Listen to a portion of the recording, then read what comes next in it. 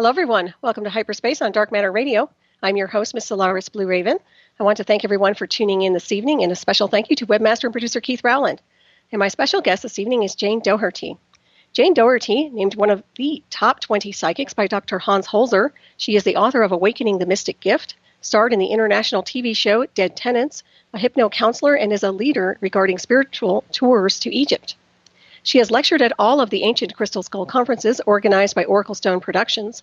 Some of her media credits as a psychic medium include Fox Network News, CNN, The Today Show, Coast to Coast Radio, New York Times, Mystery Magazine, Women's World Weekly, In Light Times, and Wisdom Magazine. She has appeared in a supernatural thriller called Amy, She Can See the Possessed, which has been released in 2013 worldwide in theaters, and her passion is empowering others. Her website is www.janedoherty.com. Please welcome Jane to the show this evening. And Jane, how are you? Hi, how are you? I'm doing great. Well, good, and I'm glad you're okay over there in that chilly willy weather. Yes, so far. Yeah, just stay warm. Yeah, it's for darn sure. And it's just a pleasure to have you on. It's been a while since I've talked to you, and I'm sure you've been very, very busy this past year. But fill us in on what you've been up to. Well, I've really been. Actually, I started writing. Is what I've really been doing. And the movie came out, Amy. Mm-hmm. So that's kept me a little bit occupied, and I began to write. And back in June, I was in Mexico at the pyramid site of Teotihuacan, which was an incredible experience. Mm. Yeah, it sounds incredible. And did you bring the crystal skulls with you when you went to Mexico? Yes. You do? Okay.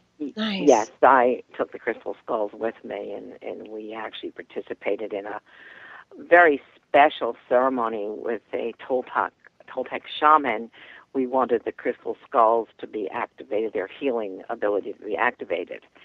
And what was interesting is when he looked at his calendar, the day that we were there was the day of the skull. Wow.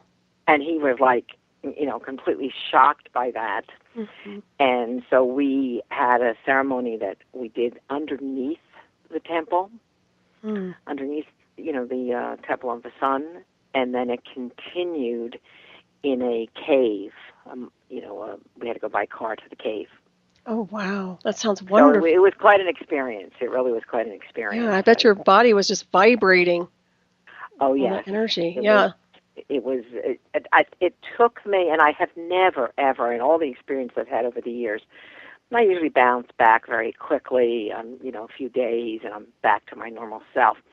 This took me a good month before I was feeling back to normal. There was a lot to think about, a lot to process in what went on. Oh, I can imagine. So it was quite an experience. Yeah, and did you go through some kind of a detox, I would imagine, at the cellular level when you go through something that powerful? I'm sure, and that may have been what was going on in me that I wasn't aware. But it also, there was something very past life that came up in me. It just was like I had done this before. It was a very unusual experience for me. Yeah, I can see that. And what's interesting is that when I got the skulls in 1987, I had no idea what I had. Didn't know anything that there were even pyramid ruins in Mexico. And I went on to Mexico City, and then when I found out, I took a taxi cab to Teotihuacan, and we got there just as the gates had closed. So all I had done was look through the gate and held Maya, the skulls, through the gate. Mm. And so 26 years later, wow. I finally got to go there. Yeah, no such thing as coincidence, if you ask me. No, and timing is everything. Probably in 1987, I didn't know what I had, and I wasn't ready for anything. Right. How did you come across the crystal skulls back then? Did you just purchase them, or did a friend give them to you? I purchased them. I was walking in a store. I was on a tour group. I had been on a cruise, a self-awareness cruise with a talk show psychiatrist from California, and some of us extended our stay in Mexico. So we took a land tour. So we stopped for lunch in Cuernavaca, And we had about an hour to kill, and I said, well, let me just go see what kind of stores and what I might be able to bring home as a souvenir. And I went into this store, and there was nothing. And I was about to leave, and as I turned the corner, I saw a glass case, and I just felt this vibrating energy. And as I walked towards the case, it was locked up. It said artifacts, and in it was the 2 skulls and the 2 black jaguar statues I purchased, along with a Quetzalcoatl figure. I think it was like shamans, because it has holes in it where they hang from your neck. Mm. Not knowing what I was buying, it just was like, oh, I had to have them. Had no idea why at the time. Yeah, they picked you. Yeah, and I just went with my, gut feeling, and I said, I'll deal with it later. I just had to have them. Mm-hmm. Yeah, and did you start receiving messages from these crystal skulls? Well, actually, what happened is before leaving to go to Mexico, I had what you call is a water stone. It's actually an anhydrite stone, which is only found on the top of a mountain in Brazil. And there's water encapsulated in it for billions of years. Mm. And this was a stone I had, and what happened is a spirit face began to appear in it. So when I went to Mexico, I left it home. When I came back, I put the skulls next to the spirit stone, but I never looked at it for about 2 weeks. And then when I went to look at the stone, I saw that a nose and a smile had appeared on the stone. Mm. So somehow there's a connection. Oh, yeah. Because it was like the stone was absolutely happy that I got the skulls. Oh, yeah, that's awesome. That's very incredible. Yeah, I'm glad you're working with those crystal skulls, and I know I've talked about this before with you, but I know you're an old soul, and it's nice that you're doing this kind of work. I don't see that many people doing work with the crystal skulls. Are there? No, there's not that many. I mean, you have some of the ancient ones. You have some of the others that are being carved. It seems to have died down a little bit from 2012. Mm-hmm. I think 2012 was the culmination with the Mayan calendar. But I see it starting up again. So I guess we're all in a kind of a shock state for 2013. Mm-hmm. Yes. And now I see more starting. In fact, Kendall, the person who's had the 4 Crystal Skull conferences, is now attempting to put together a conference. Really, it's a humanitarian aspect, is to go to Hawaii to bring the skulls and to work with actually the King Kamehameha, his only living relatives, and to work there with the prayer and the crystal skulls in order to work at the from the Japanese earthquake, the nuclear waste it's traveling in the Pacific that's supposed to hit Hawaii and then California. Right. Wow, that's fascinating. Oh, that would be beautiful. Definitely. So that's something he's trying to work to put together. And, supposedly the ancient crystal skulls were going to come together in order to save humanity. Mm-hmm. So rather than do nothing, let's try. Right. Can't absolutely. hurt. Yeah. And are these crystal skulls, it seems to me like they're almost kind of interconnected insofar as ancient Atlanteans, that energy or that transmission goes. Would you say yes or no to that? Yes, absolutely. Mm-hmm. Also can be Lemurian, but a lot of it is Atlantis. It's connected to that. Okay. That was one of the reasons that we did the 12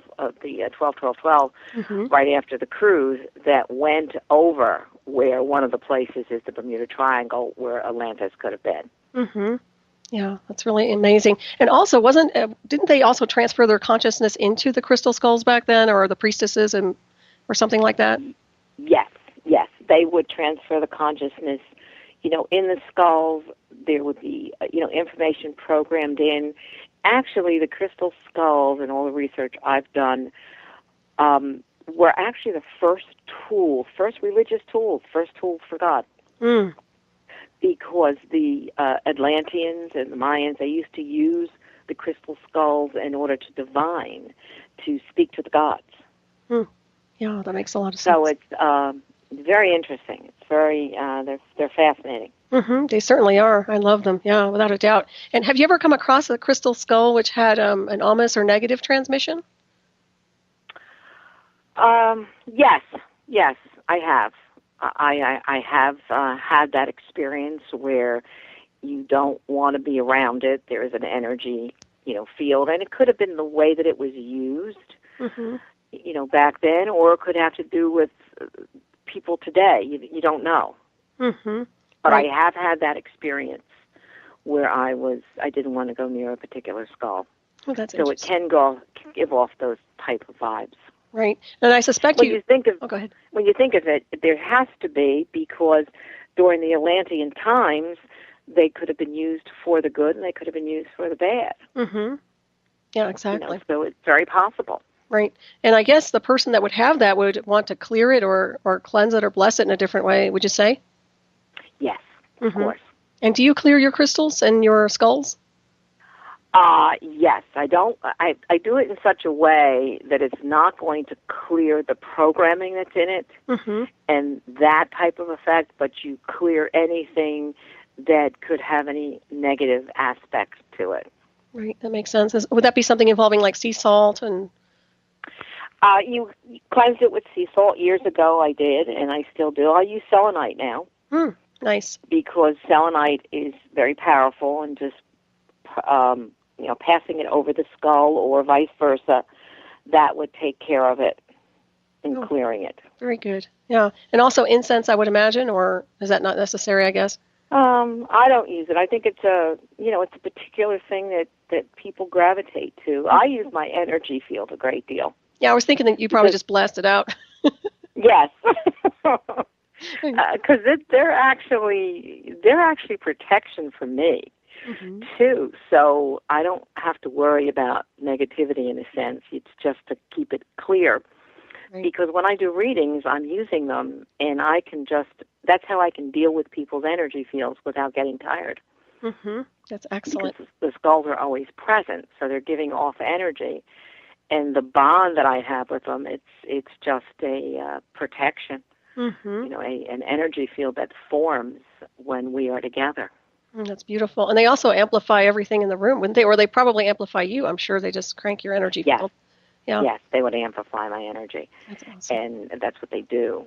So nice. One thing is, when you have one, you certainly want to make sure that your thoughts are pure. And I mean, in the sense, if you're filled with a lot of fear, you're going to promote that fear when you're using a crystal skull. Right. So it's very important for the instrument to make sure that they're positive and not always interpreting things with fear, because that's just going to perpetuate more and more to you. Right. That makes perfect sense. Yeah, and they are made of pure quartz. Didn't you inherit a rose skull, or? I have a rutilated quartz. Okay, nice. Oh, that's beautiful. And that's the small gold one. It's clear quartz, but its slivers of copper are in it. So if you hold it up to the light, you'll see it's clear, and you can see the slivers of copper. But to look at it at first, it looks like it's a gold skull. Well, that one sounds nice. Yeah, I'm sure that one cranks a lot of energy, too, with the rutilated quartz in there. That's great. Yeah. And while we're talking about the psychic work, I mean, how did you originally get involved in psychic work? Well, actually, I never intended to do this, that's for sure. I started to do research, is what happened. I went to a psychic years back, and I sat down with the psychic to see what this was all about. And that psychic said to me that I would be a famous psychic and I would be divorced. And I kind of argued vehemently with her. And then I got curious and went to another one. I had no belief in this. And after 150 psychics all telling me the same thing, I decided that the only way to prove or disprove whether psychic ability was real or not was attempt to develop it. And so I actually set out to develop it to prove what it was. never expecting that I was going to actually do readings and seances and everything that I do. That's amazing. And what techniques did you gravitate towards to develop your skills? Well, of course, the one that we all know would be meditation, but I also spent a great deal of time my own process of self-love and process of peeling off all the layers of damage, emotional damage over the years that you've gained, all the programming, things like this, because just to do exercises is not enough, because you must change the way you are today. And so you have to become sensitive, you have to trust, and you have to let go of problems that you've encountered over the years that you may be holding on to in programming. There's two ways of developing it. You can meditate and you can do the exercises, or you can simply work on self-love, and when you get to that core of you, you're naturally psychic. It's all the layers that we put on that blocks us, that blocks the neural pathways for us to receive the inner guidance and information. I totally agree with that. Yeah, and it sounds like you were more self-empowered than mentored, rather. Is that the case? Yeah. Yes. You know, it was something I worked at, and that's what my book is about. It's sort of a memoir on becoming psychic. That's the book I've written. Now what I'm doing is actually writing a psychic development workbook. Awesome. Well, that's great. So that people can follow exactly what I did, every method, every exercise I did, and the process of change that I went through in order to open it up. Right. And it sounds like, did you come from a psychic family at all, or no?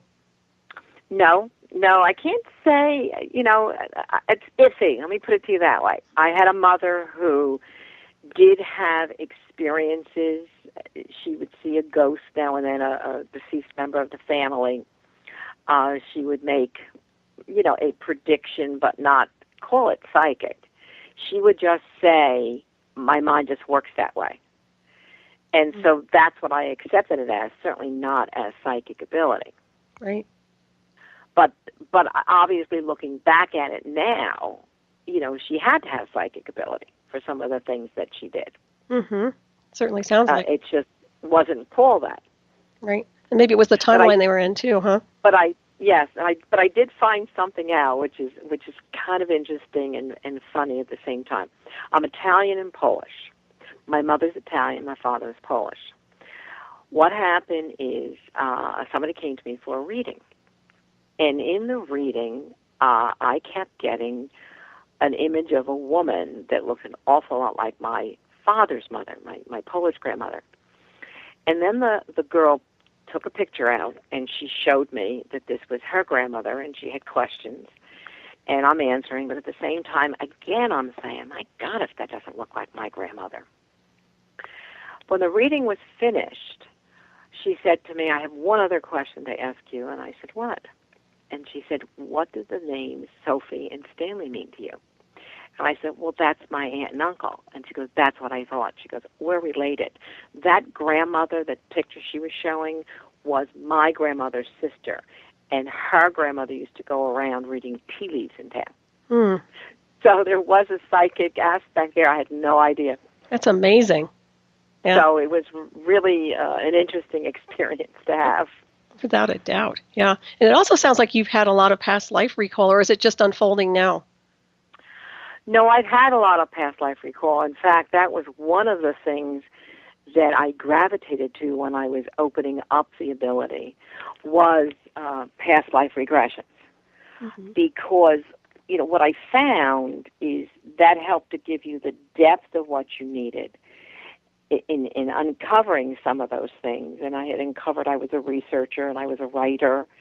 So when I wrote my book, it actually helped me, because when I would get in that state of mind where like, oh my God, I can't do this, this is too hard, I would remember my past life, and I would be able to talk myself into, you can do it, and pep talk it because you've done this before. There were a lot of things I explored with past lives. Nice. Yeah, it's almost like you have that cellular access to retrieve the data. Yep. And I suspect there's some trauma involved also. And I know you also work with hypnotic type therapy, right? Can you Yes. elaborate a little bit on that? Sure. I'll do hypnosis for a lot of times for fears, for confidence, for self-love, for the typical things. I've done regressions, past life regressions. Yes, I do that too. Mm-hmm. But I work with individual clients for the individual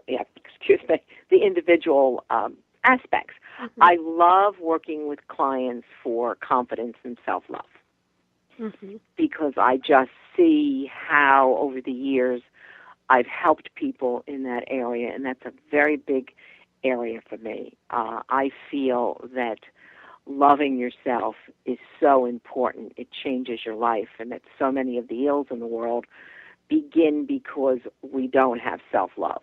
Mm-hmm. We accept programming into ourselves. I can tell you one very personal story that I had a debilitating fear of bees. Mm-hmm. I couldn't kill a bee. Now, I'm an adult with children. If a bee came in the car, I would stop the car, I'd get the kids out of the car, I'd open up the doors, and we would wait until that bee left the car. I couldn't kill it. If a bee came into the house, I'd have to wait for my husband to come home or my mother to come over to kill it. Now, I'm an adult woman, I'm saying to myself, why in the world am I doing this? And as I began to, and this was in the process of psychic development also, I was beginning to try to figure out why, why is this? What I uncovered is this is how powerful programming is and how we can associate it in ways that we don't realize it. What happened is my mother, who was Italian, was, a cleaner, put it to you that way. Mm-hmm. So from maybe when I was 6 or 7 years old, my job would be to polish the furniture. Well, I like to do it slowly. She was very fast. And what happened is she would come over to me, grab the rag, and yell at me that I wasn't doing it fast enough.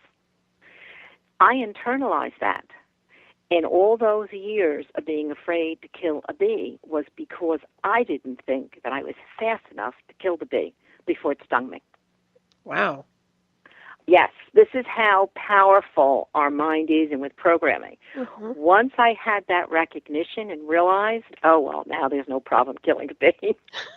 I'm not afraid of them anymore. Oh, that's really interesting. That's how much we're programmed without realizing it. Now, she didn't program me to be afraid of bees. I, in my mind, felt that I was too slow to kill the bee before it stung me. Mm-hmm. That's really interesting. So the mind is powerful. Oh, it certainly is. Well, it seems to me what people don't accept at the conscious level, they'll shove down into their subconscious, of course, and then, it just gets kind of stuck in there. And then, of course, these issues or programs, as you say, start surfacing. So that's very, very interesting. So you actually clear those with people, or you help move those programs out.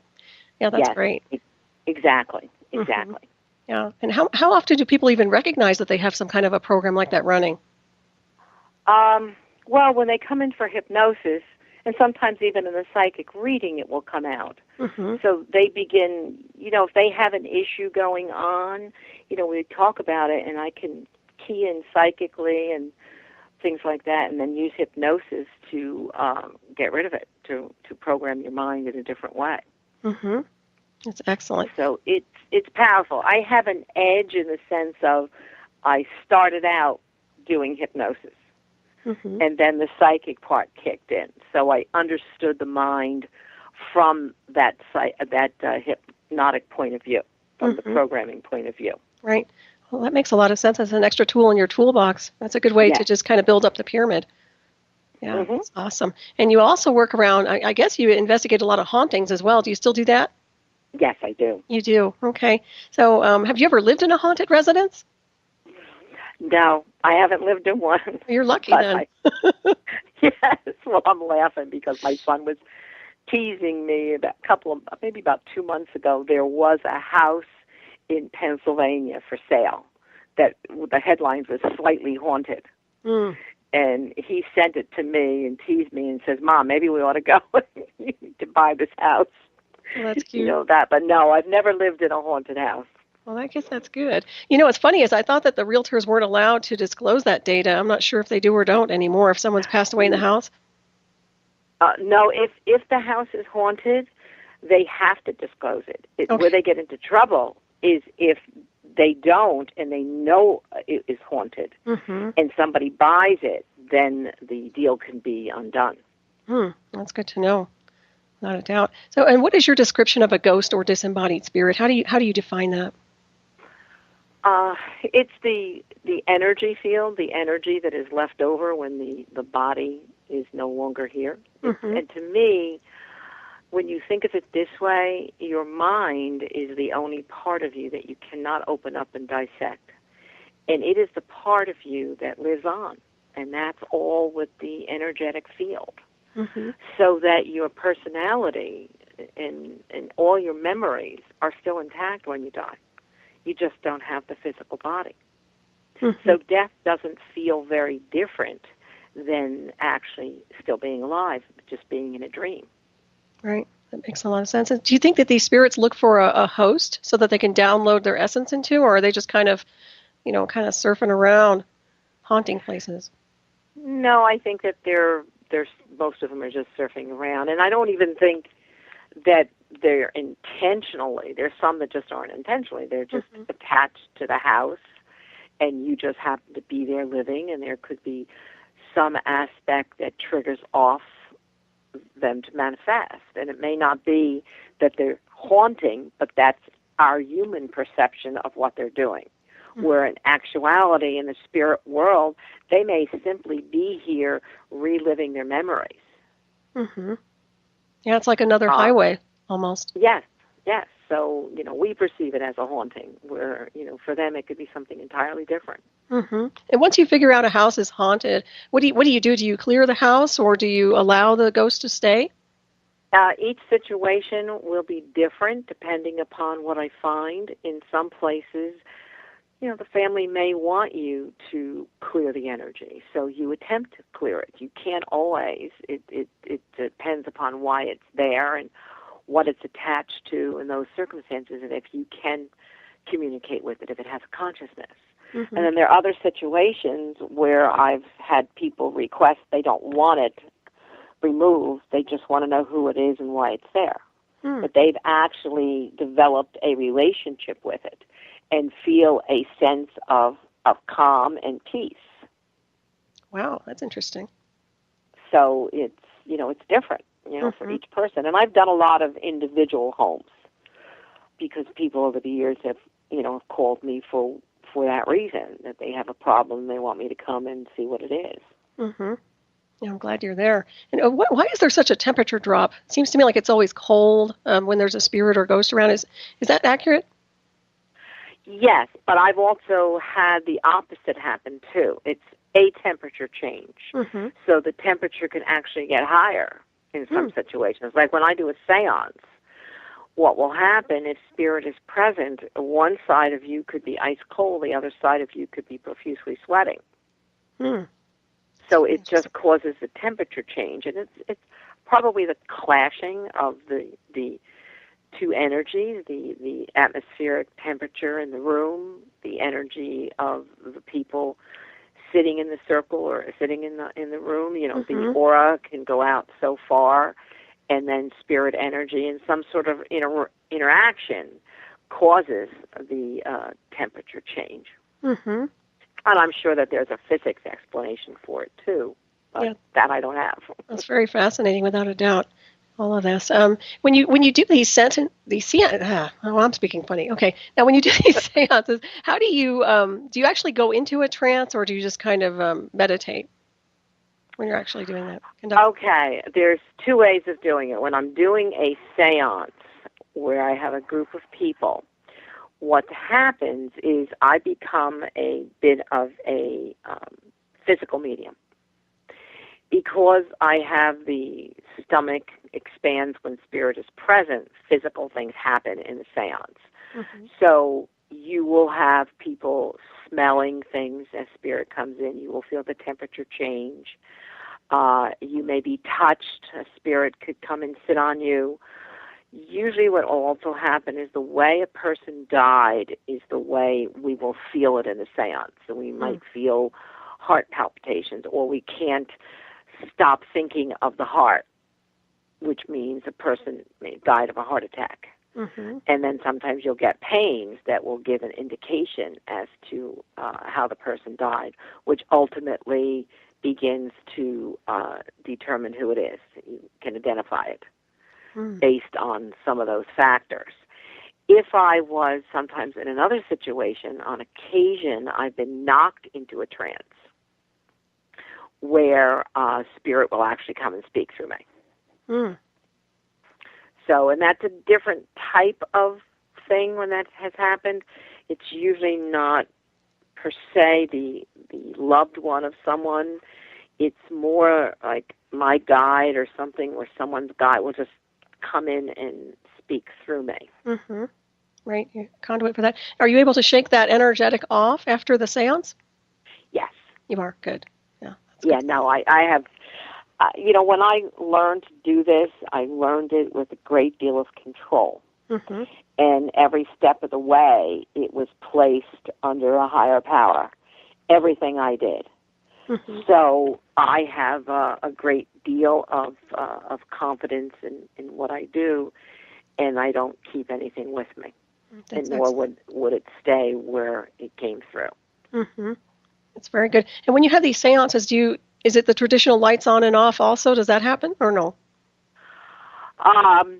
No, okay. I haven't had that. It's more the cold. People will be able to move because a spirit is sitting on them, or they're touched by a spirit. Things like this. I haven't had lights go on and off. Every now and then, you'll have something like that go on. Right. And I've heard stories about that when a relative passes away, that sometimes the house, in the kitchen or someplace, the lights will go on and off as almost like a signal from the departed. Yes. Yeah. Yes, absolutely. That is something that does happen. There's been a lot of cases like that. And I think it's something to be aware of, that very much can be the loved one coming in to let you know that they're okay. Right. It's very interesting. They'll show it with that. Yeah, it's kind of cute in a way. And it's interesting. It's almost like they like to attach onto electricity. Would that be safe to say? Yes, because they need energy to manifest in some way. Mm-hmm. So that's energy in which they can use it to manipulate it. Mm-hmm. And they have enough energy at that point to be able to do it. There's even been telephone calls that people have gotten from a deceased relative. Wow. Usually that happens within about 6 months to a year of the death. Amazing. Because they have enough, energy to be able to do that. And they cause the phone to ring? Cause it to ring. You'll hear a voice at the other end. It'll be staticky, but you will hear it. There's one case I had of her daughter was in the hospital having a baby, and the mother or grandmother had been deceased. It was about 6 months. And telephone call came in to the hospital, into the room. And the woman identified herself as, who she was, her grandmother. And she knew about the baby. And then it was disconnected, and it was 3 times until the mother realized that the phone was not working, in the sense that at a certain hour, the phone was shut off in the hospital, and so no calls can come in. Yet these calls kept coming in. And she said it was her mother's voice. Amazing. That's really So there have been, on occasion, some really unusual things. My goodness. So, I'll say. And when you do those seances, do you do them during a full moon? Does it matter what time of the month you do those? No, it doesn't matter at all. I've even done them on a Sunday afternoon, because during Victorian times, that's actually when they were done. Okay, so daytime too. Okay. Yes. That's really interesting. Spirit, that's the old wives' tale, so to speak, is that it has to be a certain hour. It has to be dark for a spirit to come through, and that's not true. It's any time. It can be daylight, it can be evening. That's good to know also. And from your interaction with the spirit world, why do you think people are haunted by ghosts, period? Well, there's a couple of reasons. They're attached in some way, but again, I really truly feel that we perceive it as a haunting, Mm-hmm. where in actuality it may simply be them wanting to make connection here for a reason to get a message, Mm-hmm. or the fact that they're reliving a memory. Yeah. And we just happen to be in that place at the time that they were visiting where they used to live. Mm-hmm. Yeah. So it's not always, a haunting like we, see or hear on the TV. Unfortunately, I feel as though we're going in a direction again that everything is negative. Mm-hmm. Where when I started in the late 80s, I did the first public ghost tours in New Jersey and seance, and it was basically to teach people about the other side, to be a voice for the spirit world, not to be afraid. Mm-hmm. And now, something else is happening out there. Right. And I think it's driven by TV and ratings and things like that. It's in the news. Everything is nothing but bad being reported. Nothing ever good is reported. I agree. It follows a pattern. Right. Yeah. It's almost like, well, and also I think people are calibrated naturally to be psychic. So you're right. I think they're tuning into other dimensions and spirits and not understanding what the connection is. But you act almost as an operator would insofar as kind of patching people in communication, would you say, a little bit? Yes. Yeah. Exactly. Mm-hmm. Exactly. And I mean, people are beginning to open up more and more their own inner guidance. People are becoming more open to this, more savvy, sensitive, becoming more aware. So that's good, so that they're beginning to communicate themselves. But when the spirit can't make contact with them and they're not paying attention, this is where the advantage of a psychic is, or doing a seance. Mm-hmm. And I've seen a pattern over the years. When I first began, you didn't have as much as going on now. And I learned through seances that there's a rule on the other side, that your loved one can't come to you and communicate if you're afraid. Mm-hmm. Because it's not that they get punished, but there's a rule that they have to back away, and they can't come near you for a long period of time. So what's happened over the years is that as more and more people became aware of the other side and not as frightened, there were more and more encounters. And more people were experiencing their loved ones in their home. Mm-hmm. So there is a direct correlation, and I think we're going in such a way that eventually we could get to a point where we're able to communicate more readily ourselves with our deceased loved ones. Mm-hmm. I agree with that also. And I'm also wondering, as I look and scan across the globe here at society in general, it seems like and it might be my perception, but it seems like there's a little bit of a detachment from spirit, which enables them to be a little bit more connected to higher consciousness. And I'm wondering, when they do depart from this world, if they don't get stuck in a limbo and are just kind of misdirected for a while, and maybe that's part of that collective that's in a parallel to this one. I don't know what your impression is of that at all. Well, I think it's going to be an individual thing. Mm-hmm. If they're conscious, in other words, illness serves a purpose. Illness is there to prepare us for the other side. Mm-hmm. It is for the other side to get ready for us, so we don't get confused and we get to where we need to go. When there is sudden death, then it gets a little bit more difficult, because a person in sudden death may not know where they are when they first die. And of course, we all will have our deceased relatives or other loved ones will come and try to coax us to the light and let us know where we are. Mm-hmm. Now, what the funeral service provides, whatever is the custom a person grew up in, is what will help them get out of that confusion, if there is any confusion.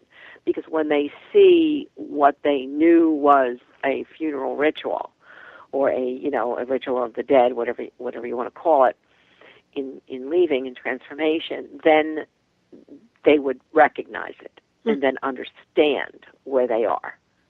Yeah. And not be confused and be out of the hell that you could be in at first because you're going around, let's say, to each relative kind of talking and they're not paying attention to you and you don't know what's going on. Mm-hmm. Or you try to go and get yourself some food in a pizza place and they're not paying attention to you. Mm-hmm. And because they don't know where they are because it doesn't feel like anything more than a dream. Right. And then ultimately they realize, and then that helps to unravel it, and then they're able to go on to the other dimension and another life. Mm-hmm. That makes a lot of sense also. And what is your impression of the movie Ghost, the old movie? You know, do you think there's a lot of truth to that perception of how they presented the ghost in that film? I think that what was true certainly was, love doesn't end at death. Mm-hmm. There is something that goes beyond. I know there was a depiction of what almost like was hell and things like that with all the different ghosts. It seems to be torturing. I don't agree with that. Mm-hmm. That's something that I don't feel is there. Mm-hmm. From what my experiences have been in doing all the seances I've done over the years. That's good, actually. So that's pretty gnarly. Yes, yeah. Yes.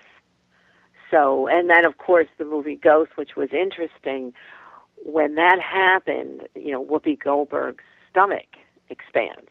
Mm-hmm. Well, that's the same year before I saw the movie that actually happens to me. Mm. So it was, rather shocking to me to see that. That's really amazing. But funny at the same time to know that's what my stomach does. And you still have that? That still happens? Oh, yeah. Yeah. Wow. It still that's happens. Really amazing. So I guess that's where you hold all your chi, all your life force energy or something, right? Mm-hmm. Yeah. Mm-hmm. And I think I mentioned this to you before, but you probably make a really good chi master. Martial arts. Sounds like you really have a powerful force field. Because it has to do with energy there, too. Absolutely. That's your shield. That's awesome, I think. And so far as when we're talking about the disembodied, maybe the dark entities, there's a lot of hoopla about the black-eyed children or shadow men. What is your take on that at all, if anything? I haven't heard about the black-eyed children. That must be a new concept that's been started. Mm-hmm. The shadow people, they could be, yes, it can be a ghost. There could be possibly something negativity, because what I didn't know in the past, when I just been out in the past few years, other cultures have other beliefs. And there is in the Middle East a certain type of ghost. And that could be part of what the shadow people are. Also, the shadow people can be an ET spirit. That's an interesting concept, too. That we don't always think about. But, way back, 20 years before the new concept came out, shadow people, for me, we didn't call them shadow people, but when we had that type of an entity appear, it was more of an ET ghost spirit. Wow, that makes a lot of sense, actually. So that's really interesting. It just depends upon, your individual experiences and, what you've encountered. Mm-hmm. Right. And would you believe that hauntings are permanent, or are they just kind of transitional? Some can be permanent if it's part of the energy, just the haunting phenomenon that they're caught in. And then other hauntings are simply temporary. Mm-hmm. And sometimes spirits aren't going to leave where they are. They'll just stop manifesting. That's very, very interesting. You just won't know it, that's all. Right. And it won't manifest. Yeah. Would you say that the land itself is more consecrated with the possibility of a haunting versus a residence itself? Is it more about the land? Certain land, yes. You're Native American. That's probably the strongest of spirit activity I've ever encountered. Mm-hmm. So that would be the land and, what went on. Because if there was a structure and that's removed and you put another structure up, it's the land and you can still have activity. But you're Native American. I did an investigation for the Jenny Jones show, probably back in 97, I guess, Mm. 98, I'm not sure when it was, but it was in North Carolina they flew me to. And it was right on the border of North and South Carolina.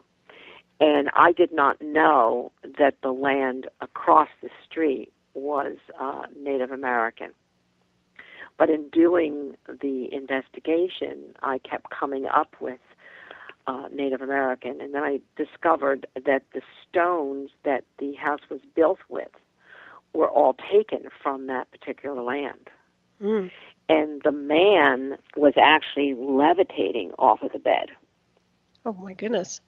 And it seemed as though there was like an Indian that would appear as spirit and didn't want the man living with the woman. It was quite an experience. Oh, and goodness.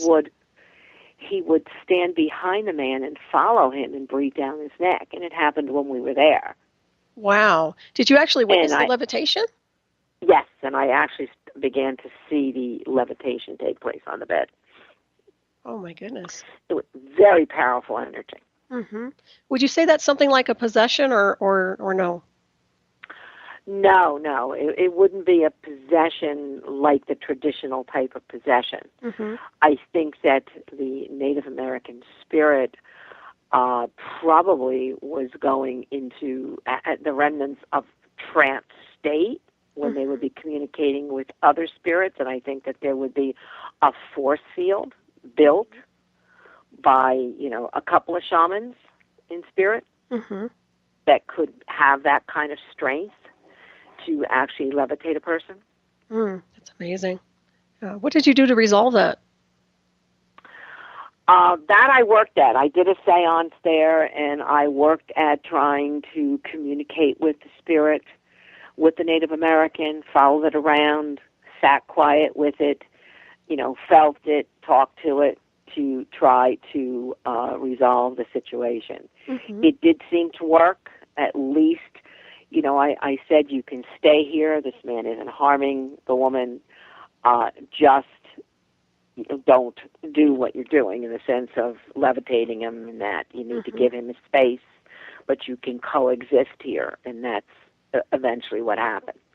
It quieted down. It wasn't as strong. But, the poor man, he was just beside himself, in tears over what was going on. Wow, that's incredible. Have you ever done a follow-up to see how things are these days, or no? For a few years, I kept in contact, and it was fine. Oh, that's great. After that. That's awesome. Yeah. Oh, I was always wondering about the levitations. When people say that, I'm wondering how much of that is actually accurate, but you've actually witnessed one, so I think that's awesome. No, I witnessed one, and it is strength. It's a lot of strength. There was another case that I worked on here in New Jersey that involved a young autistic child who, was having an amazing amount of strength, and they couldn't figure out what was going on. He would rip apart cable that the cable guy said a Mack truck wouldn't have been able to do what he did to it. So I was called in. They thought it was demons. Well, I wasn't qualified with demons, and I got somebody to come down who did know about demons, because it was a case I didn't want to tackle, to tell you the truth, because of my stomach. The spirits enter me. But the family requested I be present, so I had to go. And what it turned out to be is really very interesting, and I'm happy that we went because we were able to help this child, and he went back to his normal routine. It turned out to be that my stomach located the spirit to be at a certain wall, near a certain wall, and on that wall were various African masks. None of them were ancient. They were all new. But I was able to narrow it down to one particular mask that where my stomach would expand. And we took that mask off the wall, and we did a, blessing on the child and saged them, and I talked to the spirit, that type of thing, and we removed the mask from the house. And they never had a problem since. And what it was is that obviously, even though it's a new mask, certain masks represent certain spirits in an African in a foreign country. So it had that essence to it. And the spirit was basically starting to possess the child. Oh, wow. And when it did, he had an enormous amount of power. And it would only happen when the mother walked out of the house.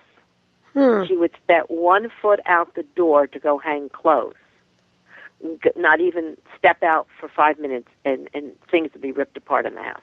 Mm-hmm. But once this was taken care of, the kid was a sweet autistic boy.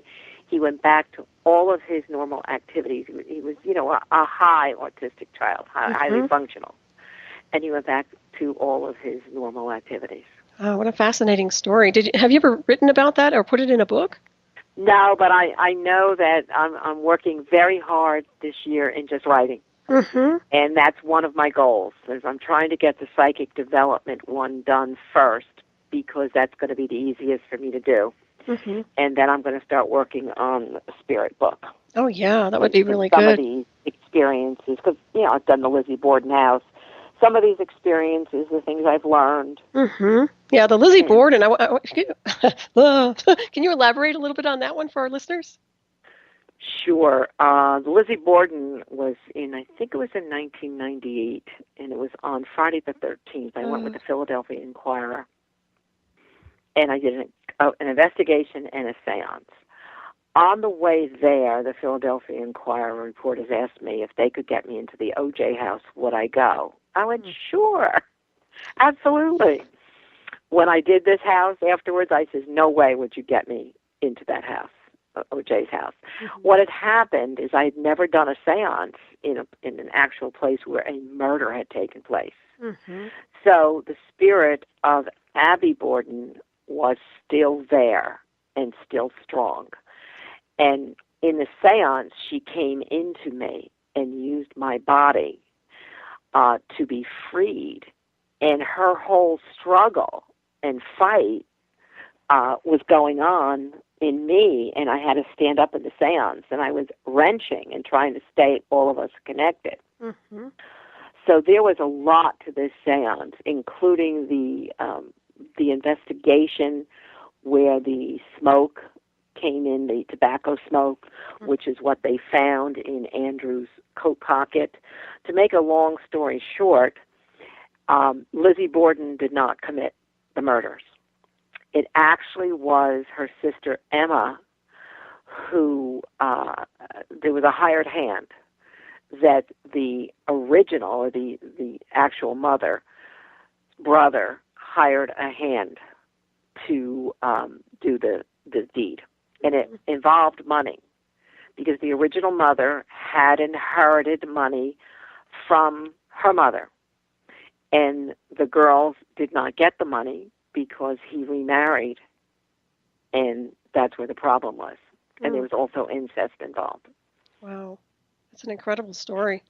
And so Emma, knowing this, the murder was pinned on Lizzie. Now, what a lot of people don't know, and there was an historian there, and that's how I found out this information, is that what a lot of people don't know is that Lizzie was partly retarded.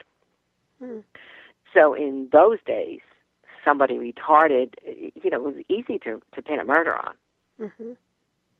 And on my website, there is the Lizzie Borden story, but there is also an EVP of Lizzie Borden giggling. And apparently when she saw her stepmother slumped over and dead in the one bedroom upstairs, she giggled. And there are people who have heard that when they stay in the bed and breakfast in that hallway, and we just happened to capture it. Wow, that's eerie. Amid snoring, it was there was a DJ there, radio DJ there, locked in with us from New Hampshire, I think it was. And what happened is, amidst his snoring, that was the white noise. And you hear it very clearly. You hear her giggling. My goodness. And people sleep okay over there? We didn't. Oh, I bet. Yeah, and we were talking about shaking off that energy. So you did you have to do anything in particular to really break free of that that energetic? Well, once she was released, and once she got the message to me and was released, then my body was released. Mm. She wasn't being mean. It was the way that it was freeing her to be able to move on. Right. That's incredible. With that being said, it seems to me like it is possible for people to get taken over by these disembodied spirits if they're, really not holding their own or strong enough. What's your impression of that? Oh, yes, definitely. And how often? You have to be strong. Mm-hmm. You can't have fear, and you've got to believe in a higher power. I don't care what, because you have to have a strength to be able to handle certain things, and you never know when that's going to happen. I agree. Yeah, and I'm thinking about people who aren't experienced like you, insofar as just regular people who might have something like that try to take them over. And I would think if that was going to happen, it would be in their dream time, perhaps. What's your impression of that? Could be in the dream time, sure, or somebody could go into an investigation, and you just never know. Mm-hmm. There could be, and of course there has to be a energy source there, something else that's driving it. And what is also interesting in poltergeist cases that I've worked in, usually there is the element of fear, emotions. So when I do a case like that, I have to get the family calm first, because I'll go in and I won't know what is spirit and what's the family psychokinetic energy of emotions. So that's extremely important. So if you go into a situation where there is a lot of fear and the people doing the investigation is having fear and emotions, right, then that's when you could have a problem. Oh, I can imagine. Yeah, and of course, have you been called in to handle that at times? Yes. You have? Okay. And you're able to go ahead and remove whatever is oppressing the person? Yes. Mm-hmm. Oh, that's awesome. That's wonderful. Because I can do it psychically, I can use it with hypnosis. There's just a lot of things that, I would do quickly to be able to release it from someone. That's wonderful. And also, do you, I don't know if you offer phone sessions or not, do you? Oh, yes. Okay. I do phone readings. Excellent. Absolutely. Yeah, one of these days I'm going to have to connect with you. You're wonderful. I just love your energy. I do phone readings. I'm hoping to eventually get an online psychic development course. I'm starting to offer mentoring for psychic ability. We're developing it, so I'm starting to do a little bit more online, as we did a new website, and so I'm trying to do more. Yeah, you're doing so much already. I always keep track of you on Facebook, and I'm so glad you're on there because you do some fascinating work, without a doubt. And I think we're gonna, head for a break real quick here. Drum roll, please.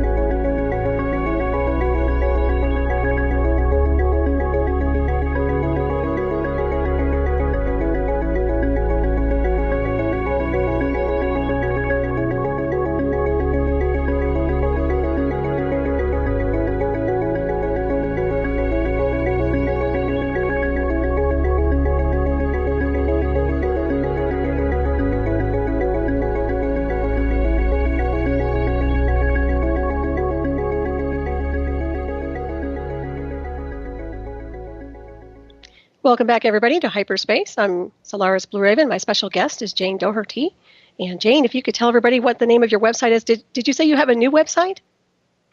It's newly designed by my Okay. son, yes, but it's under this, my name, which is Jane Doherty, DOHERTY.com. Excellent. Okay. Yeah, I would recommend people take a look at that. And also keep us posted on your books as well. And, it's interesting with that beautiful red hair you have. I thought you were Scottish or Irish. Most people think that. I swear it must have been a past life or something because I'm like, oh, you have to have Irish in you. Yeah, it would be and the name Jane is an English, I believe, name. Mm-hmm. I think it's used a lot as a middle name in England. Yeah, it's pretty. My mother's middle name. name. You would never think of me as Polish and Italian. Yeah, I have a fiery personality, I'm sure. So, getting back to the spirits, and can you describe for our listeners what is your take on a demon? I mean, what makes a demon a demon? Good question. I'm not so sure that there are demons. I mean, there could be. I haven't done enough research with it. I think it's probably, well, I shouldn't say that. Maybe because I have had a possession that you would probably have considered it to be a demon in a sense, but it actually was the brother of the girl who had gotten into drugs and motorcycle, and he blew his head off. So he never looked to the light. Mm-hmm. So obviously, somebody who does something like that, a demon would be, pushing their will on you, mm-hmm. as far as forcing a possession type of thing, and they would try to confuse you in a sense so that you wouldn't know what it is and try to lead you in a very negative way on a path. Mm-hmm. I would think it is. Yeah, kind of like the tricksters, I would say. Yes, yeah. And how do you handle those insofar as it seems to me like you exorcise them to some degree, or do you just kind of embrace them with light? For me, I would probably be embracing them with light and asking the other side, the angelic realm, to come and help. Mm-hmm. Because what else can you do? I mean, for me, it could actually enter me. Mm-hmm. I'm not afraid because I know the kind of protection, but it's not something that I would want to deal with. Mm-hmm. I agree. I don't make it my thing or my expertise. Mm-hmm. And it seems like what they don't... Oh, go ahead. Because who knows? But I mean, there is a dark force on the other side, so there is certainly that possibility. I believe that some people think demons may be something that has never actually lived here, mm-hmm. on the earth. So there are different aspects to it. Right. And it seems like what they don't resolve or accomplish on this planet, when they depart, they have to resolve. Continue, right. Yeah. So they have to resolve that. Continue on the other side. Right. And it would be somebody that has not gone into the light. Mm-hmm. Yeah, absolutely. Yeah, it seems to me, and maybe it's my, I don't know, maybe it's just the way I'm perceiving things, but it seems like there's a lot of disembodied spirits floating about. Now, what is your impression of that with all the investigations you've been doing over the years? I mean, is it a plus or minus? Do you feel that there's a lot of disembodied entities about that are kind of lost, or what's your take? I don't feel that there are as many lost as we think there are. Mm-hmm. I think that we've just become more savvy in knowing about hauntings. I think that a good deal of them are just temporary situations where they're visiting where they once lived and are reliving memories, mm-hmm. because they can come and go. And then you're going to have other situations that historical places, things that have happened in history, mass murders, something negative like that, in which you would have mm-hmm. More of a haunting, or could right. take place. Or some kind of an imprint for sure. Some place yes. like Auschwitz comes to mind, or some place like that where it was torturous. Mm-hmm. Yeah, very negative. It seems to me like a lot of sanitariums and hospitals seem to be haunted. Is that correct? Yes. And what would be the cause behind that? Would that just be because of the traumatic departures, or? Well, if you're in a prison, you have murderers. Mm-hmm. They would maybe not want to go on because they're afraid of meeting their maker, or they're afraid of what they're going to face on the other side. Mm-hmm. So they're more comfortable staying close to the earth plane and then having a certain kind of freedom to play havoc with other people. Mm-hmm. In a sanitarium, their confusion, their state of mind is going to be confused at the time of death. Mm-hmm. And that could be a problem. And I also feel that there are people in mental institutions that have opened up their psychic ability spontaneously, didn't know how to handle it, allowed a spirit to come through and just start to tell them what to do. I'm very, to me, it's a no-no when you meet a psychic or you meet somebody who's opening up psychic ability and I hear them say, my guide told me to do this and my guide told me to do that and my guide is to continue this, and they do everything their guide tells them to do. They're going to get into trouble down the road. Mm-hmm. I agree with you. A guide is simply there to guide us. We are here under free will. Mm-hmm. So we still have to make the decision.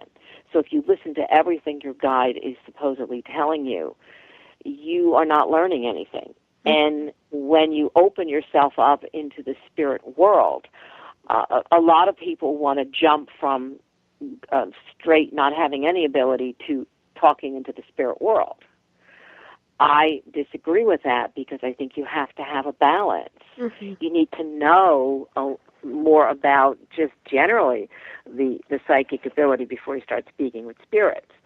Because in the spirit world, it's not that they're being mean. They could get very excited to now know they have an opening to be able to speak mm-hmm. And communicate. And then you get fascinated, you get obsessed, you want more and more of this communication, and before you know it, the spirit is controlling you. Mm-hmm. And then you're going to lose touch with reality, and you're going to wind up in a mental institution. Mm-hmm. Well said, Jane. I so agree with you on that one big time. Yeah, it seems to me like when you operate from your higher self, oversoul, superconscious, that's pretty much source energy. At least that's what comes to mind for myself. So, yeah. I totally agree with you. And I have met people like that, by the way, who are like, oh, my God, yeah. Uh-huh. And it's almost like they have handlers, So that's kind of interesting. And I guess they are handling them.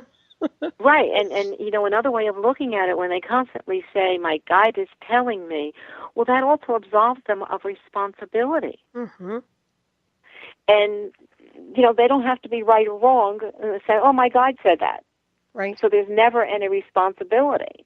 Mm-hmm. So if they're not taking responsibility for what's coming through them and understanding what's coming through them, then that's scary to me because that's a person that could be affecting and influence a person's life or helping someone deal with spirits. I agree. Yeah, it's a complete entity. There's a fine line there. You need to have understanding of this ability, and you need to be strong mm-hmm. and have trust and self-confidence, because otherwise, you could run into trouble. Okay. If you don't have good self-esteem, a spirit starts telling you what to do, you're going to listen. Mm-hmm. Absolutely. Yeah, what comes to mind, and I mentioned this before to someone else who was into paranormal research, but it seems to me at these, when they transfer out in insane asylums or things like that, and they're fragmented, psychically fragmented or psychologically fragmented. Now, if they have something like that that's in communication with them and they transfer out, what do you think is going to happen to that person? Does that person get entanglement with the entity, or will that person be able to break orbit without the entity? It depends upon the strength of the person mm-hmm. when they come out of it. Now, all the research that I've done, that I've known about, people I've dealt with, possessions occur when you take drugs mm-hmm. or you are a severe alcoholic. It changes your energy field. That's when a spirit can get in mm-hmm. and attach to you. So it's the same thing. Let's say they get out of an insane asylum type of situation and they supposedly are okay. If they follow, what they need to do, then they probably will be okay. But if they start deviating from that, they could be inviting something back mm-hmm. that could create the problem again. I agree. Yeah. I mean, I truly, truly believe there are people in mental institutions that got possessed. Mm-hmm. Oh, yeah. And that's what happened. Mm-hmm. And I do know that I spoke to a psychiatrist years ago, back in the 80s, about this. And he explained to me, and from that experience and what he told me, I'm not a proponent of out-of-body experiences. Mm. Your astral travel is a little different. What I'm talking about is really trying to force your spirit out of your body and to see yourself standing over your body. Because the way he explained it to me, and that makes perfect sense, is that you have this so-called out-of-body experience, and then you don't get back in and mesh completely the energy fields. Mm-hmm. And that's what causes mental illness. Wow, that's really interesting. And that made perfect sense to me. Mm-hmm. And so I appreciate that conversation I had with him about this topic, because that gave me an understanding of mental illness. Right. So are you saying that astral traveling is different than out-of-body? Yes. Mm-hmm. Okay. And astral traveling, you can mentally be going and forcing yourself to go and visit and see. Mm-hmm. Out of body is you're actually forcing your body out. Mm-hmm. You will see yourself, above and look down and see your body. It means your spirit is out of your body. Right. That's like a near-death experience then. Yes. Mm-hmm. And I do believe that a lot of times we naturally go out of body at night. Mm-hmm. And that's okay because it's natural. We're not forcing it. Mm-hmm. But I think it's when we're forcing it, we're going to run into trouble. I agree. I totally agree with that. Yeah, that makes a lot of sense to me. You should put a book out on that also. Yeah, I'll have something in the book about that because that's something. I'm in the field a long time. It goes back to the early 80s. So I came from a point of view of researching everything and trying to understand the ability because I wouldn't do it without understanding it. Right. And I felt it was important. And this was one of the things, that I learned. You don't think about it. And I actually had an experience that was one of those people that was psychic who said, my guide does this and my guide says that. When I was still naive in doing the readings, and I first was doing channeling, and I had scheduled a public channeling session at my office. And this goes back probably to maybe 1988, and or 87, 88 it was. And what happened is a couple bought this friend of theirs who was psychic, and he came to me and he said, I can help you become more psychic. I can help you get in touch with your guides more. So I was very gracious, and so I didn't want to go against another psychic, so so what happened when I go into the trance, I have a certain tempo that I go in, though I know I'm going in right. And as I started to go in, my eyes were closed, and I was going in, he started to yell and told me to go faster into a different tempo. Now, unknown to me until I came out of this, he held an amethyst crystal in front of my solar plexus, and he began to pull my soul out of my body. And I didn't know what was happening. But if I didn't have faith in God at that point, I would have been a goner. Because I felt as though my insides were being ripped apart. I was trying to speak, and it was coming strained. When it was over with, he kind of like finally released me. He took control of me is what happened. And I was vulnerable being in the trance. So when I came out, I wasn't right, and I knew it. I did not feel as though I was meshed in. And he kind of dismissed everybody, and he sat next to me, and he started saying about what his guide was saying, this whole thing back and forth.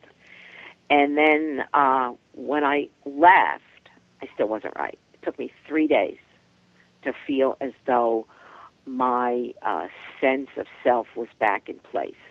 It was as though I walked around with my sense expanded 3 feet around me. I never felt like I was in. And I called up my psychic mentor, and what she had said is that at the moment that he was pulling my soul out, someone had died in a car accident, a young boy. And so he was trying to get into me. Wow. As this so-called psychic was pulling me out and making room for somebody else to come in.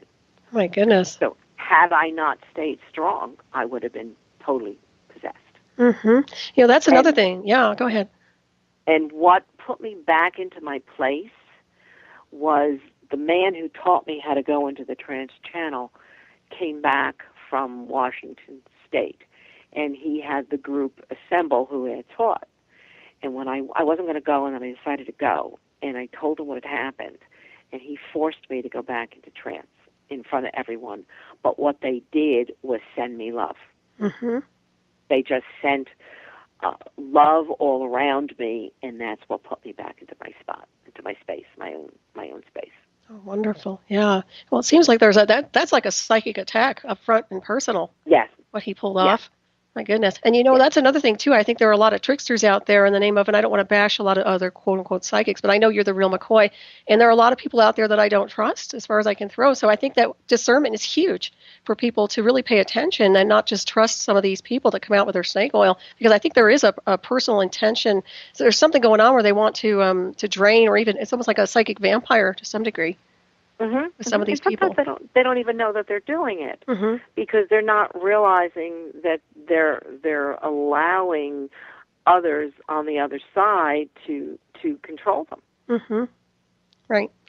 That's where it gets very, very dangerous. Well, I'm glad you were able to recalibrate after that. Oh yeah, it was a very, very scary moment, and I learned a very, very valuable lesson: is to not to defer my authority to anyone in the field I when agree. you are the one that's doing it. Mm-hmm.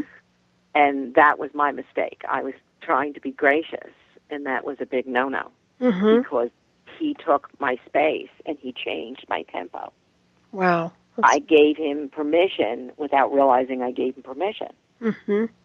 And I put myself into a vulnerable position, and he just changed my tempo, and that's where the problems began. That's really, really interesting. Wow. Well, that's a good good information for anybody out there, whoever comes across something similar. It's really amazing. Right. Talk about it. Yeah. So, and coming across here, I was thinking about some other things also. We're talking about hauntings and, the imprint of a haunting itself. But now I love antiques, and I'm wondering, I'm sure you're familiar with some antiques containing a possible haunting imprint. So what creates that? Is that just because it's a possessiveness based on the spirit or the ghost? Sure. Mm-hmm. The person is so attached to that particular object that it elects to hang around it. It's loving it. It's still wanting to be around it. Right.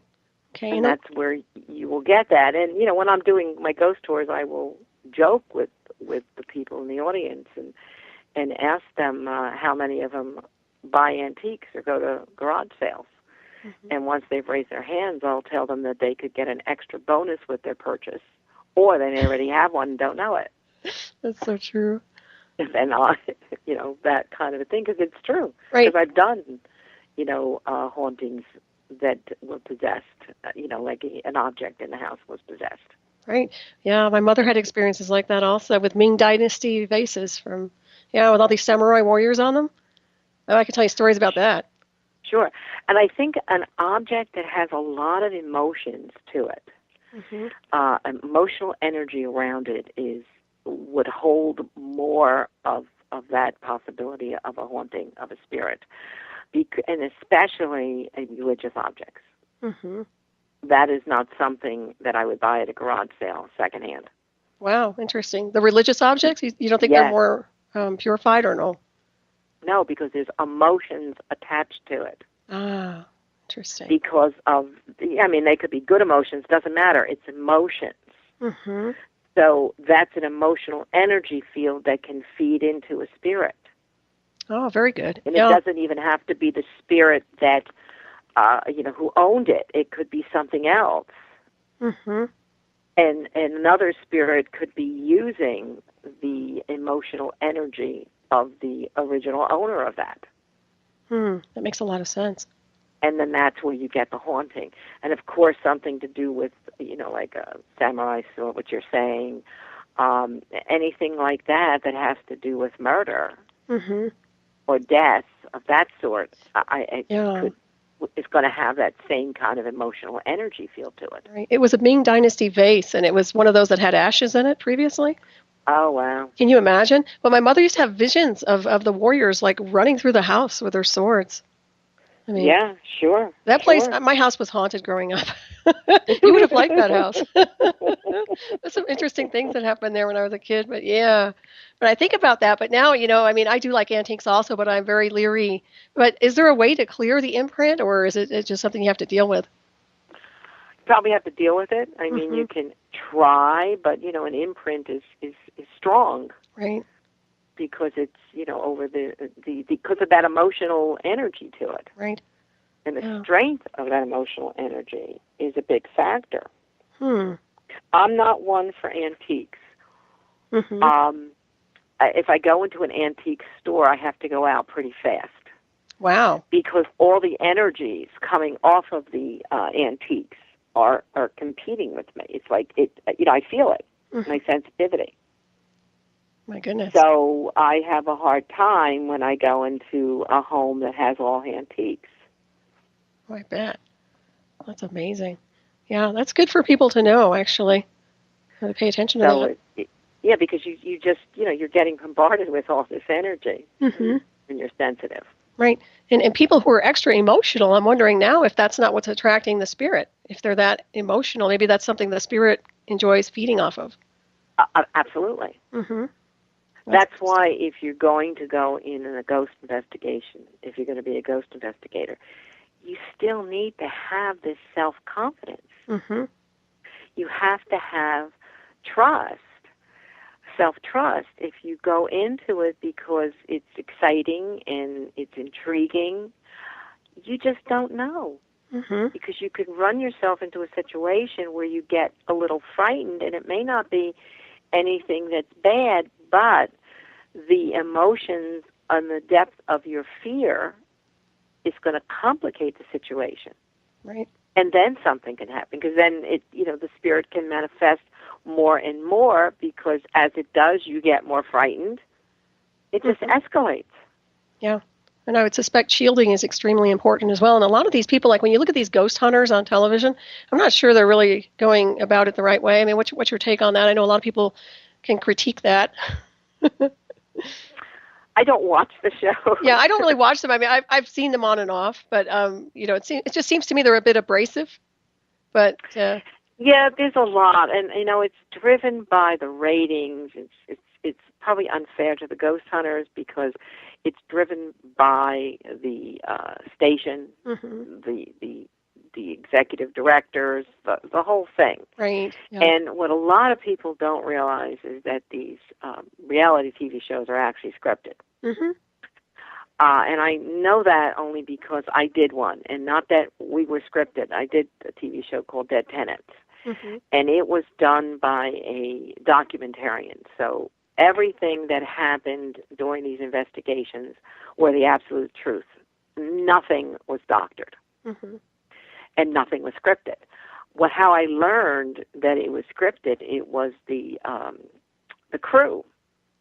When we finished the whole series, in having our end of the season party there, they were saying you have no idea. They admired what we did and that nothing was scripted. And I looked at them like, what do you mean? It's reality TV. And they said, no, all of it is scripted. It's not reality. They said, you have no idea what goes on in these reality shows. Wow. So ever since then, I began to realize, what it was, and then you could see it. You can. There's just so much scripting that goes on to it. You don't think that it is, but it is because it's all driven by ratings. Right. That's too bad. It's almost a disservice on some levels when you're dealing with, especially something as serious as the paranormal, because Yes, it's not something you yes. should be tampering with. I mean, this is some serious, it's a serious thing. Exactly, a very serious thing. I mean, it's like, you don't just kind of knock on the ghost door and run away, You have to deal with the whatever kind of species we're dealing with and whatever kind of form of consciousness we're dealing with. But yeah, it's very, very interesting.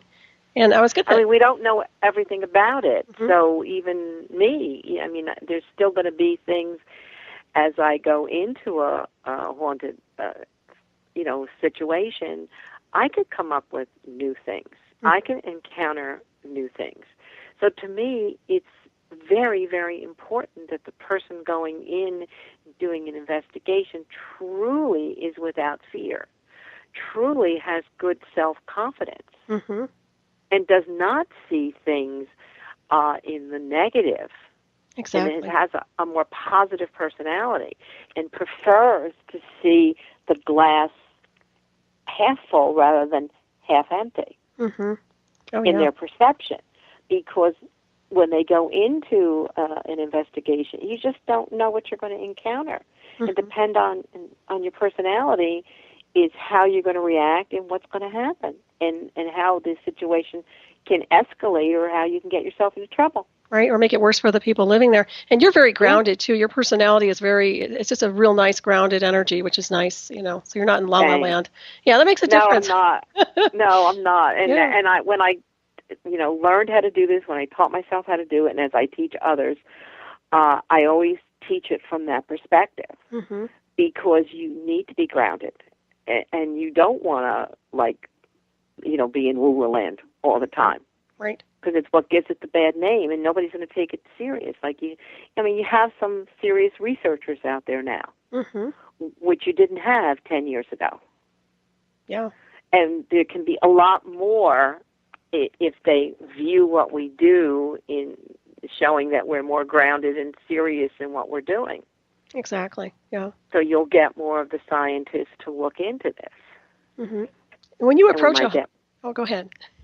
Pardon? Didn't mean to walk over you there. Go ahead and finish. I don't remember what I was saying now. I'm sorry. No, I was just going to ask you a quick question. When you enter a home for an assessment, do you approach it on a more grounded analytical level where you're actually looking for something scientific for an explanation versus a haunt of some kind? Yes. I'm approaching it from the psychic perspective. But I'm going in totally with the idea of trying to understand the situation and looking for things that could be causing the situation. And not so much, from the spirit perspective totally. Because I've been in situations where it has not been a spirit. It's been the emotions of the family that has been creating the activity. We don't realize the power of our minds and the psychokinetic energy. There was one case I did, which is kind of cute in the sense, this goes back a number of years. The man was actually a milkman, and that goes back. Even in the late 80s, a milkman was something that wasn't heard of. And the husband would go away on the weekend, go away with the guys, whatever. And the woman who would stay in the house, his wife, she was probably in her 60s, let's say. And whenever he would go away, she would have spirit activity, and she would be hysterical. And, the daughters would have to run. It would be a whole mess. So when I did the investigation, I uncovered all that. That it really was her loneliness and her being upset that the husband would leave her on the weekend to go with the guys. Oh, wow. So she manifested spirit activity that became real to her. But it actually was her own psychic kinetic energy and the state of her emotions that was producing the activity. How amazing. And how did you rectify that? Just uncovering that changed the whole thing. She admitted to it. She, the whole thing. But she had the whole family totally disrupted, so upset, scared, the whole thing. And when really it was started from a psychological issue and fear that it escalated into real activity. Because your mind is powerful. You could make something fly across the room. Have you ever witnessed that? Yes. You have? Okay. It's really interesting. Have you witnessed it by someone trying to do it, or a spirit of some kind? I've witnessed it in a investigation of a poltergeist situation, and I actually witnessed it in my own kitchen. I did it by Did you? accident. Yes, I did it by accident. Oh, that's awesome. Do you try to do that now? I know. It was by accident. Years. I think I had first separated from my husband, and I was angry at men. Let's put it to you that way. And I was making coffee for a friend, and I was thinking about a particular man.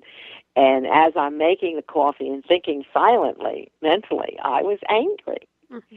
And I made the coffee pot go flying across the room, hit the wall, bounced off the wall. Holy cow, that's awesome. And then broke on the floor. Well, be careful there. Pardon? I said, be careful there. You've got some serious I know. And that's when I realized, oh, my God. Isn't that amazing? It's something you needed to be aware of, that when you open up this ability, you are tapping in more to that psychokinetic energy. Mm-hmm. So again, if you're not grounded, if you have all these emotions, that's going to play a part in what you do. Right. I mean, I created it unwillingly, but I recognized it right away. Mm-hmm. So it's something I realized, and I keep myself. I try not to get angry, mm-hmm. because basically, when you have the ability open, anger can affect it, mm-hmm. can create things. Right. Yeah, definitely. You channel the energy accordingly, like hit the heavy mm-hmm. bag or something. Mm-hmm. That's amazing. I find it very, very interesting. Nonetheless, it's but when you fine tune that skill, then you could just work with it on a more telekinesis level. Yes. Yeah. By intent alone. So I think that's pretty neat in itself. But yeah, that's a lot of power there. Doesn't surprise me at all. And so, what is the most incredible or creepiest place you've ever investigated insofar as hauntings go? Okay, let's see. I think the creepiest experience I've had really was in the Go-Go bar in my hometown. And it was when I was locked in for the night to see what I could capture on camera.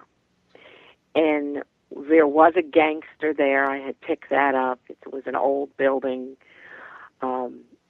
There was a lot to it, but what scared me, and it's a funny story too, is because my son, sometimes I drag my poor son into these situations because he could videotape, kind of a thing.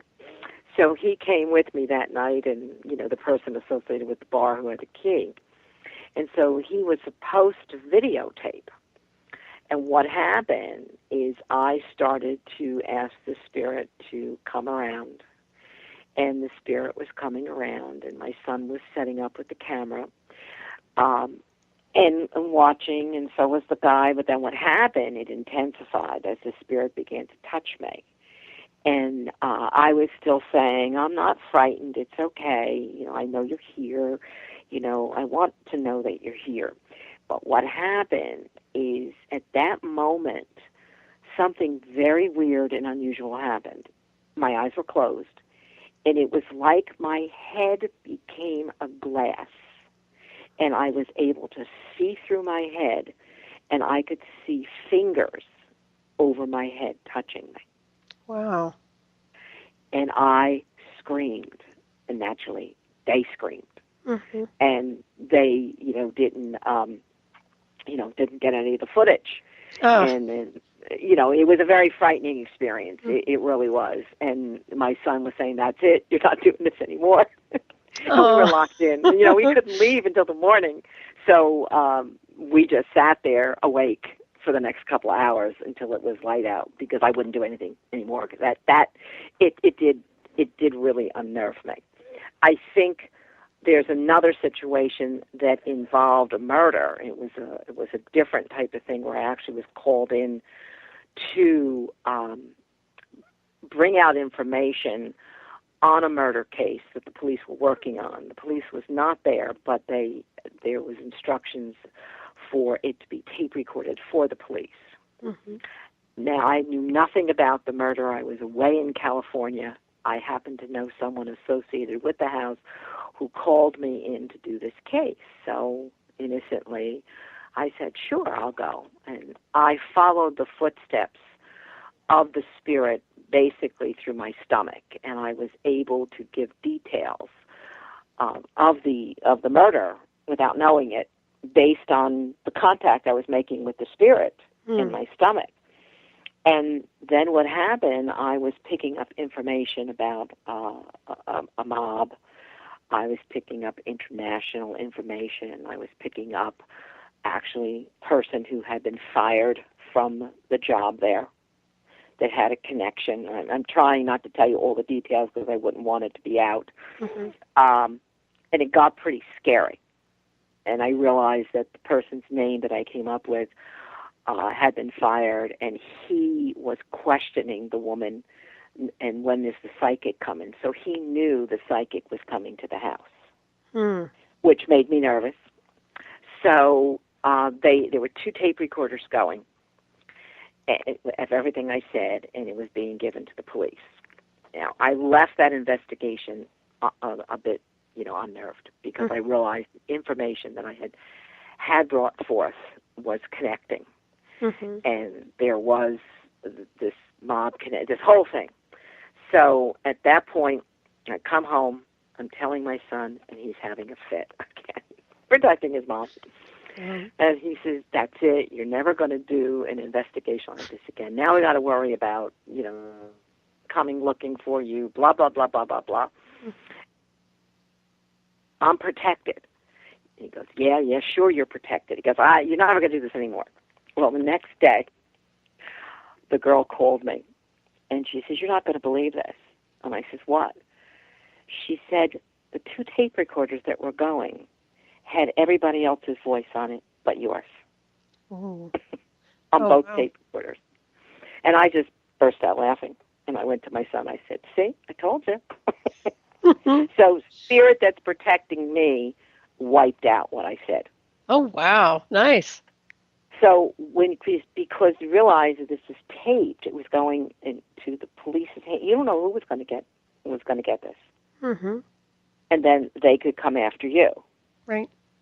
That's why when you do a murder investigation for the police, you don't want it to be known. Because then that murderer can find out, and that murderer can come after you. Right. So that was just, a scary situation in a different way.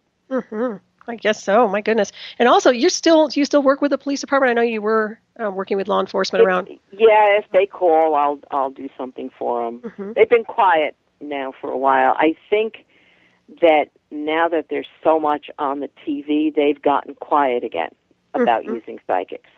Is that in a negative fashion? I think so. That's too because bad. You don't see it as much as let's say 6 years ago, 7 years ago, 8 years ago. There was more. In the past 6 years, there's not as much. Or it's all very quiet, or they don't want to get involved with that, because then it becomes something on TV. Where they've worked with psychics for years undercover. And what they would do, and I've had police officers tell me that years ago, is that when they met a dead end and they had no more clues, they would bring it to a psychic to get a reading to find out. But they just didn't tell anybody. But it was generally accepted to do. Yeah, it should be. When you think about the old world, or the psychic detectives come to mind, back in the old days when there wasn't television and things like that, people used to go with their intuition and their psychic vision. Right. A lot of the times. It's really fascinating. And have you ever investigated ancient castles in Scotland or England? No, but I would love to do that. Oh, yeah, you need to do that for sure. That's something I really would love to do, because, I have no idea what would happen when I went into a place like that, especially because my stomach is going to react. I have no control of it. Sometimes I toy with maybe putting together a tour and going over there to do something like that with a group of people. Oh, that'd be fun. Because I really would love to do that. Yeah, well, if you do, let me know. I'll go. Seriously. I will. I'll let you know. I'd love to go. I love castles. I love Scotland. Oh, yeah. And speaking of divining methods, so you use your solar plexus, but what else do you work with? Nothing really, right? Just you. Yeah, just me. That's awesome. Yeah. Just me. My stomach will alert me when there's a spirit, and then I'll get into my psychic mode to determine who it is and why. Then I'll try to communicate. That's really fascinating. A lot of people use different kinds of methods, and they use those little, a lot of technology, in order to scan homes and this and that, which is great and all. But I like the idea of just using your own body and in your own as a divining rod, really. Right. That's really what I use. That's what it becomes, is the divining rod. Yeah, I think that's wonderful. And do you have to do anything special, diet-wise or anything like that, to maintain a balance? No. Mm-mm. That's good. No, I just eat everything. Sometimes I toy with thinking about becoming a little bit more vegetarian. Mm-hmm. I could never become totally vegetarian because I do have a life-threatening allergy to peanuts. And they usually like me not eating nuts, all nuts to be safe. Mm-hmm. So that's something I couldn't go clearly to, but there seems to be a push in me now to want to attempt to do it maybe 2 days that would be all vegetarian. Mm-hmm. So I'm listening. I'm listening and thinking of ways that I can accomplish this. Mm-hmm. And see if it does, that there would be a reason for it. Right. Well, you sound great. You sound healthy. So that's the the most important part is just staying and maintaining balance and health. That's huge. And have you ever been visited by a ghost or a spirit which warned you of impending danger? Are you there? Jane, can you hear me? Hello? Stand by, everybody. Not sure what's going on here. Miss Jane? Can you guys hear me? Let me try and get her back. Hang on just a second.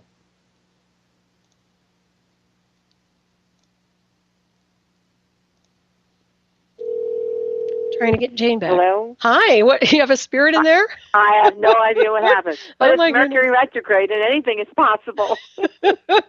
Hurrah! Well, I'm glad you're back. This is such a graceful departure, too. I was like, wait a minute, she's gone.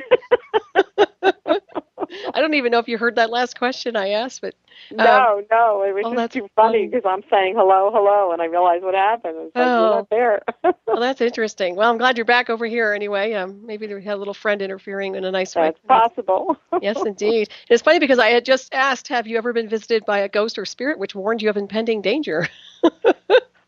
Let me see. And on that note, It's a spirit or a ghost. I mean, psychically, I have. As far as a spirit in the sense of the terrorist attack. That's interesting. In New York, I was doing a psychic call-in show, and the host asked me during the break, as we were coming back on, if I thought there would be any other terrorist attack on the at USS Cole. And so I said no. I said, but there's terrorists on our soil now, and they're going to attack New York City, Washington, D.C., and other major places.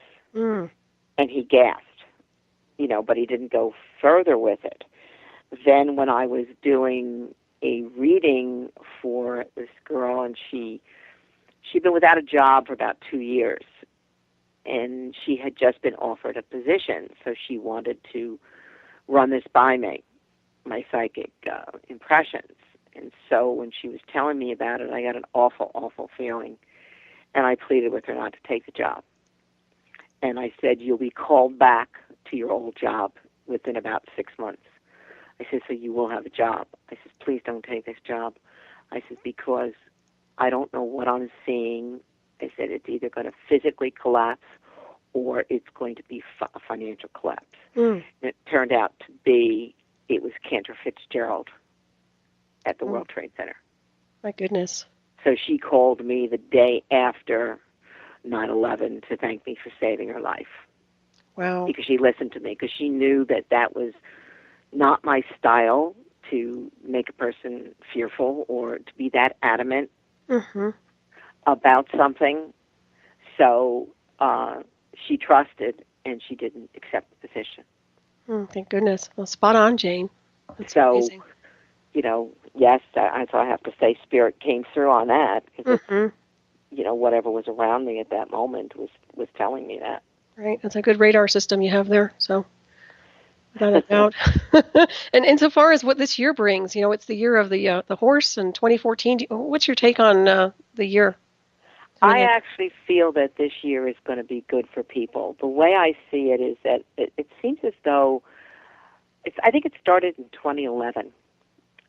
Energy started to be squeezed in the way that I feel it. I feel as though everybody has been sort of gripped, and things have been difficult. There have been nothing but problems. Nobody seems to be able to get ahead. I've heard of more problems in the past 2 years than all the years I've been doing readings. And somewhere in September, I felt there was a loosening of a grip, and then in December. So I feel that 2014 is going to bring more balance, and that people, whatever was gripping us, and I really think it's a dark force that was gripping us, that has been loosened, and now we're being freed to be able to bring the better things in our lives. I mean, we're still going to go through these weather disasters, because all of this is preparing us for something down the road that is going to really make a huge change in our lives. So there's preparation going on. Yeah, that's a good thing. I mean, insofar as a positive change down the road, I hope that's the case also, and I hold the vision for that without a doubt. Yes, it seems like it's been, you're right. It felt to me also the past few years like it's been like an oppressive energetic, something trying to hold or restrict. Yeah, definitely. That's exactly what has been going on. And, you go back to 2012 and in December 21st, 2012, and people will say nothing happened. Well, that's not true, because on another level, something was going on. And the way I look at it is that the message I got from Maya, let me put it to you this way, is that the dark force has had dominion on the earth for more than 1,000 years. And what that 2012 date signified is that finally the light force had the opportunity to take over again and take it from the dark force. So that oppressed feeling was the dark trying to keep us from going forward. And I believe what happened is that there's enough people in the light, so the balance tipped in the favor of the light. So now things can go forward, and you'll feel better things coming in as a result. But that date was the dividing point where the balance was going to be. Right. That makes perfect sense to me also. I did feel an energetic shift that day, by the way. I know a lot of people were wondering about that, but for myself, energetically speaking, I felt something going on. That's good. That's good. Yeah, that was. I definitely felt something on a multidimensional level. So, yeah. But that's a nice, I'm glad you're saying that, because, so many people have been, focusing on more negative and dreary type things, and it's time to have some light. It's time. And people don't, I talked about the psychokinetic energy of the mind. And I can't press upon people enough. I get really upset to hear all these very negative predictions being made. And being made in such a way that it's creating fear in people. Right. And fear is a negative force. It's feeding the dark force. And that's exactly what the dark wants. It's creating a wedge. Yep. So it's so important. Okay, so you recognize there's these bad things that are being said. So look at the other side. See the opposite happening. There's power in thought. And it's a matter of getting enough people to think that way, and we will change things. I agree. I totally agree. And do you think the crystal skulls, well, I know they do, are making a change too on another dimensional level? Yes, yes. Just by the work you're Because doing. just by the work and the fact that it magnifies thought, it presents the energy. It is light around it, so it does create an energy field. Like when I'm with somebody and the skulls are around, so there is like an energy field that's created, and that is helping to send positive energy to a person, healing energy, Mm-hmm. and it just goes forth. Right. It's sending that energy to the earth. Exactly. And of course, I mean, there's talk about the core of the Earth being kind of a crystalline design. What is your take on that? Of the what? The core of the Earth or the planet itself having like a crystalline structure? Yes, yes, Mm-hmm. I believe that, and Yeah. so do we. Mm-hmm. So that's another significant aspect, that we are made of crystalline Mm-hmm. energy, so that our bones, I believe, have the crystal in it. And so it makes perfect sense that you're using, crystal, you're using the crystal skulls, and you're able to create this energy field within Mm-hmm. you, in the earth. Exactly. So it's extremely positive. Right. It's an amplifier, and we are that transmitter and receiver. I guess the divining Mm-hmm. rod that you are definitely you've mastered that. Yes, Congratulations. yes. That's awesome. Yeah. If you ever do some work out here in Colorado, please let me know. I'd love to meet up with you. Be I really will. I nice. definitely will let you Yeah, I know. have a lot of respect for you, Jane. You're just Thanks. wonderful, and your energy is really, really beautiful too. By the way, it's so Thanks. bright. Yeah. And I was going to ask you if you've worked with the animal spirits of someone who had died, or their pet has died, rather. Did you work with that at all? They've come in seances, yes. Mm-hmm. The spirits of animals have definitely come in. I haven't worked per se where I'm communicating with them on that kind of a level, but they have come in seances, and I've seen them in situations around people. Mm-hmm. So that is definitely something that does happen. There are our animals do go with us. Mm-hmm. They are there with us in the other dimension. Okay. And do you think they can reincarnate on this world? Yes, I do think so. I don't think they reincarnate as people. I think they reincarnate again as our animals. Also, your dogs, your cats, and your horses are the closest to the humans. And they have a purpose, because they actually help our own evolution here. And it's the unconditional love that you get. Actually, when I teach psychic development, I'll say stroking the fur of an animal, a dog, a cat, a horse, actually can assist in opening up your psychic ability. Mm-hmm. Yeah, that makes a lot of sense. Well, they call it animal medicine on a lot of different levels with the shamans and things, of course. And Sure. yeah, I totally resonate with that also. And I feel a lot for the animals these days. I feel like that perhaps they're being not treated as well as they need to be. But yeah, I totally resonate with that for certain. And your website, once again, we're getting ready to wrap this up pretty soon here, Jane. But I just want to make sure everybody knows your website is janedoherty.com. And what books do you have available? I have a book called Awakening the Mystic Gift. I just started a YouTube channel. It's under Mystic Cafe, Jane Doherty's Mystic Cafe. Nice. There's a whole video there on my trip to Mexico. Oh, nice. With the shaman and the energy and what went on. I talk about it. So I did start that. I'm going to be putting more up. Just Excellent. trying to do more, trying to get my son to help me. Well, I'm sure he will. And have you done much investigation on the crop circles at all? I've never been to a crop circle. Years ago, when I was president of the Jersey Society of Parapsychology, we did have Linda Moulton Howe come and speak when she was first beginning, and I know she investigated the crop circles. Mm-hmm. And there was another person and we were talking afterwards as far as what my take may be psychically on them, and I felt that some of the symbols actually held a musical energy, Mm-hmm. a harmonious tone of some sort that we might not know, and I felt that it was preparing us, and it was healing energy. Well, that's It interesting. was raising our vibrations. Mm-hmm. And it does have to do with UFOs, and UFOs to me are not what they used to be in my eyes. I look at them now more as though ETs are multidimensional beings, could actually be the angelic force, a higher spiritual force, and that we're being prepared with those crop circles in raising our vibrations, because in order for us to withstand what's going to happen, and I do feel God, whatever God is going to be here on the earth in our lifetime, and we're being prepared for that.